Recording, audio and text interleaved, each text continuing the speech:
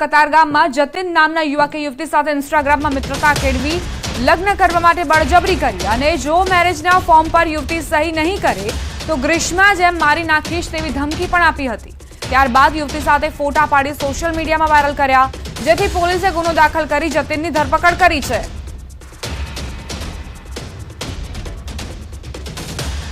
સંવાદદાતા કીર્તેશ જોડાઈ ગયા છે વધુ જાણકારી સાથે। કીર્તેશ, સોશિયલ મીડિયામાં મિત્રતા કરતા લોકો માટે ખરેખર આ લાલબત્તી સમાન કિસ્સો।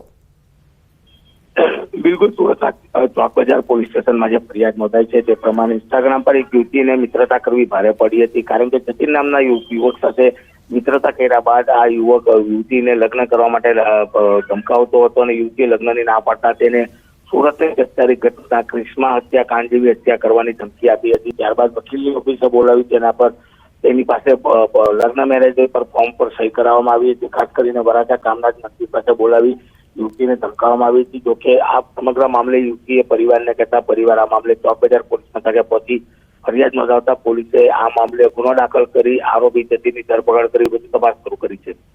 આભાર કીર્તેશ જાણકારી આપવા માટે।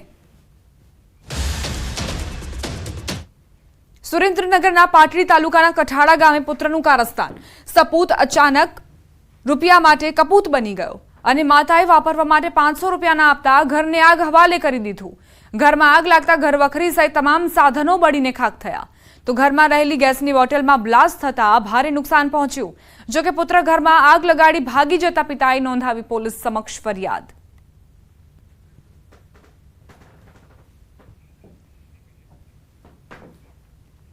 નર્મદાના એકતાનગર પાસે આવેલ વાગડિયા ગામે નદી વચ્ચે આવેલ ટાપુ પરથી 4 વ્યક્તિઓને બચાવાયા। એસઓયુ પોલીસ અને રિવર રાફ્ટિંગના કર્મચારીઓએ 2 કલાકની ભારે જહેમત બાદ તમામ 4 લોકોને સહી સલામત બચાવ્યા। પ્રતિદિન નર્મદા ડેમના જળવિદ્યુત મથકોમાં પાણી છોડવાની ચેતવણી આપવામાં આવતી હોવા છતાં 4 બાંધકામ શ્રમયોગીઓ ખાલી નદીમાં ટાપુ પર ગયા હતા। જોકે અચાનક પાણી આવતા તમામ ફસાતા તેઓનું સફળ રેસ્ક્યુ કરાયું। વર્ષ 2015 થી શરૂ થયેલા ટ્રાફિક વિભાગે ટ્રાફિકના નિયમો તોડનાર માટે ઈ-ચલણની કાર્યવાહી શરૂ કરી હતી। આ કાર્યવાહી શરૂ કર્યાને 9 વર્ષ થયા, હજુ પણ 3 અબજથી વધુનો દંડ લોકોએ ભર્યો નથી। જોકે લોક અદાલતમાં 1 લાખથી વધુ ચલણનો નિકાલ કરાયો છે। મહત્વની વાત એ છે કે ઈ-ચલણ છાપવા કાગળ અને પોસ્ટ સહિત કુલ 30 કરોડથી વધુનો ખર્ચ વિભાગ દ્વારા કરવામાં આવ્યો, એટલે કે 10 અબજ દંડની ઉઘરાણીની સામે 30 કરોડનો ખર્ચ ઈ-ચલણ માટે કરવામાં આવ્યો। ઈ-ચલણ તેમજ ટ્રાફિક નિયમોના પાલન તેમજ દંડની ઉઘરાણી પોલીસ માટે માથાના દુખાવા સમાન બની છે। કારણે આપણે જે નિયમો બનાવેલા હોય છે એ આપણા ફાયદા માટે હોય છે, તો નિયમનું આપણે પાલન કરીએ અને એવી જ મારી અપીલ છે કે જે નિયમો છે એને પાલન કરી અને રૂલ્સ તોડીએ નહીં, તો જેને આપણે સૌ ભેગા થઈ અને એ નિયમનું પાલન કરી ટ્રાફિક નિયમો જાળવીએ। રોકાઈશું એક નાનકડા વિરામ માટે। આપ જોતા રહો ન્યૂઝ 18 ગુજરાતી।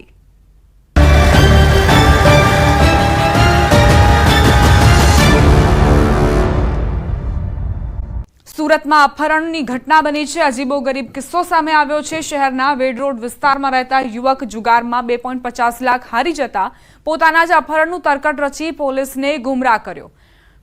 આરોપી ગૌરવ મહિપત રાઠોડે પોલીસને ગુમરાહ કરવા અલગ અલગ નંબરથી કોલ કરી 4 લાખની માંગણી કરી। ઓનલાઈન જુગારમાં હારેલા પૈસા પરત કરવા આરોપીએ પોતાના જ અપહરણનું તરકટ રચ્યું, જેથી પોલીસે કલમ 203 મુજબનો ગુનો નોંધી આગળની તપાસ શરૂ કરી છે। સંવાદદાતા કીર્તેશ જોડાઈ ગયા છે વધુ જાણકારી સાથે। કીર્તેશ, આ તો આરોપીએ પોતાના જ અપહરણનું તરકટ રચ્યું, શું અપડેટ્સ?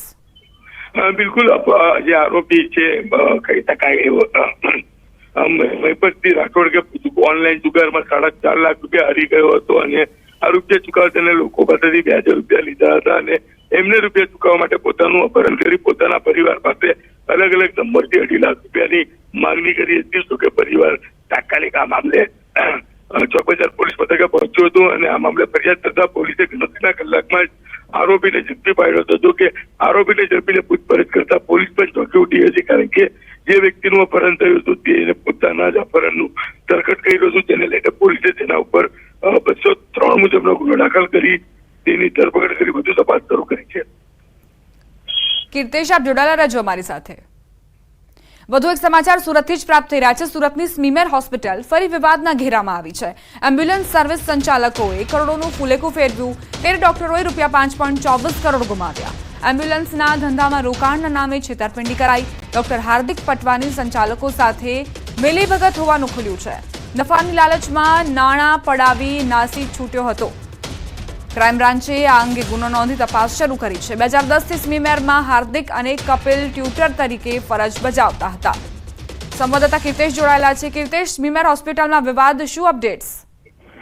બિલકુલ, સુરતની સ્મીમેર હોસ્પિટલ જે ફરી એક વખત વિવાદમાં આવી છે। ખાસ કરીને સ્મીમેર હોસ્પિટલમાં 13 કરતા વધુ તબીબો પાસે 5.24 કરોડ રૂપિયા લઈને 2 વ્યક્તિઓ ફરાર થઈ ગયેલી વિગતો સામે આવી રહી છે। ખાસ કરીને એમ્બ્યુલન્સના ધંધામાં રોકાણ કરી નફાની લાલચ આપી તેમની પાસે પૈસા પડાવવામાં આવ્યા હતા। ખાસ કરીને ડોક્ટર હાર્દિક પટવાનું મહત્વનો ભાગ ભજવ્યો છે। જો કે આ મામલે સુરતના ઇકોનોમિક ક્રાઇમ બ્રાન્ચમાં આ મામલે ગુનો દાખલ કરતા પોલીસે 3 લોકોની ધરપકડ કરી આ મામલે તપાસ શરૂ કરી છે। ગણતરીની મિનિટોમાં આ મામલે પોલીસ દ્વારા મોટા ખુલાસા થાય તેવી શક્યતાઓ દેખાઈ રહી છે। આભાર કીર્તેશ, જાણકારી આપવા માટે। અમદાવાદમાં ચંડોળા તળાવ પાસે ભીષણ આગનો બનાવ બન્યો। બીઆરટીએસ વર્કશોપ પાસે ઓઇલ અને પ્લાસ્ટિકના ગોડાઉનમાં વહેલી સવારે આગનો બનાવ બન્યો હતો। ફાયર બ્રિગેડે ભારે જહેમત બાદ આગ પર કાબુ મેળવ્યો।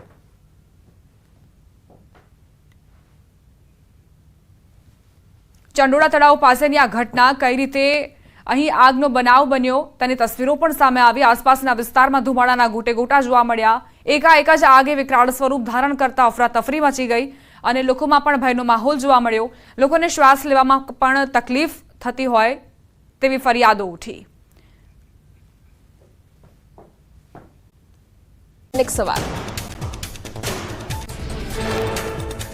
વડોદરામાં હાર્ટ એટેકથી વધુ 2ના મોત। વડોદરામાં હાર્ટ એટેકથી 2 દિવસમાં 9ના મોત। ગરમીને કારણે વધ્યા હાર્ટ એટેકના કેસ। 2019 બાદ ગઈકાલે 44.4 ડિગ્રી તાપમાન નોંધાયું। સોના ચાંદીના ભાવ ઓલ ટાઈમ હાઈ। આજે સોનાનો ભાવ 76,900 થયો। ચાંદીનો ભાવ 9,2500 થયો। ભારતીય બજાર ખુલે ત્યારે સોનાનો ભાવ 78,000 થાય તેવી શક્યતા। મહારાષ્ટ્રની ચૂંટણીને કારણે આજે ભારતીય બજાર બંધ। અમરેલીના ધારીના સફારી પાર્ક રોડ પર સિંહ પરિવારની લટાર। ધોળા દિવસે સિંહ પરિવાર કાર નજીકથી પસાર થયાનો વિડીયો વાયરલ। કાળઝાળ ગરમી વચ્ચે સિંહોની ખુલ્લા વિસ્તારમાં વધી અવરજવર। હીટવેવ, વાવાઝોડું અને વરસાદ એમ ત્રિવેદી આગાહી। હવામાન વિભાગે કરી 3 મોટી આગાહી। 4 દિવસ સુધી ગુજરાત અગનભઠ્ઠીમાં શેકાશે। ઘણા ભાગોમાં પારો 44 ડિગ્રીએ પહોંચે છે। અમદાવાદવાસીઓ 4 દિવસ ખૂબ જ સાવચેત રહેજો। અમદાવાદમાં 4 દિવસ સુધી હીટવેવની આગાહી। 4 દિવસ સુધી ગુજરાતના 11 જિલ્લામાં હીટવેવની આગાહી। આજે અને આવતીકાલે અમદાવાદ, ગાંધીનગર, આણંદ, બનાસકાંઠા, વલસાડમાં હીટવેવની આગાહી। સૌરાષ્ટ્રના સુરેન્દ્રનગર, પોરબંદર, ભાવનગર, જૂનાગઢ, રાજકોટ, કચ્છમાં હીટવેવની આગાહી। આ તરફ વાવાઝોડાને લઈને હવામાન વિભાગની આગાહી। બંગાળની ખાડીમાં સર્જાઈ શકે છે લો પ્રેશર। 22 મે બંગાળની ખાડીમાં લો પ્રેશર સર્જાઈ શકે અને 24 મે ડિપ્રેશનમાં ફેરવાશે લો પ્રેશર। 7 થી 14 જૂન સુધીમાં ચોમાસાની શરૂઆત થઈ શકે। અંબાલાલ પટેલની ચોમાસાને લઈને મોટી આગાહી। આ વર્ષે ચોમાસું સારું અને વહેલું આવી શકે। આંધી, વંટોળ અને ગાજવીજ સાથે વરસાદની વકી। 24 થી 26 મે સુધીમાં ભયંકર વાવાઝોડાની આગાહી। 120 કિલોમીટરની પ્રતિ ઝડપે પવન ફૂંકાઈ શકે। ઉત્તર મધ્ય ગુજરાત સહિતમાં વરસાદની વકી। ભયંકર પૂરની સ્થિતિ સર્જાઈ શકે। કચ્છ, સૌરાષ્ટ્ર સહિતમાં પડી શકે ભારે વરસાદ। ગરમીને લઈને અંબાલાલ પટેલની મોટી આગાહી। રાજ્યના અનેક ભાગોમાં કાળઝાળ ગરમી પડશે। મધ્ય ગુજરાતમાં 45 ડિગ્રી સુધી થઈ શકે તાપમાન। ઉત્તર ગુજરાતમાં 43 થી 44 ડિગ્રી પારો જઈ શકે। સૌરાષ્ટ્ર વિસ્તારમાં 41 ડિગ્રી જઈ શકે તાપમાન। અભિનેતા ધર્મેન્દ્રએ મતદાન કર્યું। જુહુ વિસ્તારમાં અભિનેતાએ મતદાન કર્યું। મહારાષ્ટ્રમાં લોકસભા ચૂંટણીને લઈને 5મા તબક્કાનું મતદાન થઈ રહ્યું છે। અભિનેત્રી વિદ્યા બાલને મતદાન કર્યું। અભિનેત્રી બાંદ્રામાં આવેલા મતદાન બૂથ પર મતદાન માટે પહોંચી હતી। લોકોને પણ મતદાન કરવા કરી અપીલ। અભિનેતા રણદીપ હુડ્ડાએ મતદાન કર્યું। સાથે જ લોકોને પણ મતદાન કરી ફરજ નિભાવવા કરી અપીલ।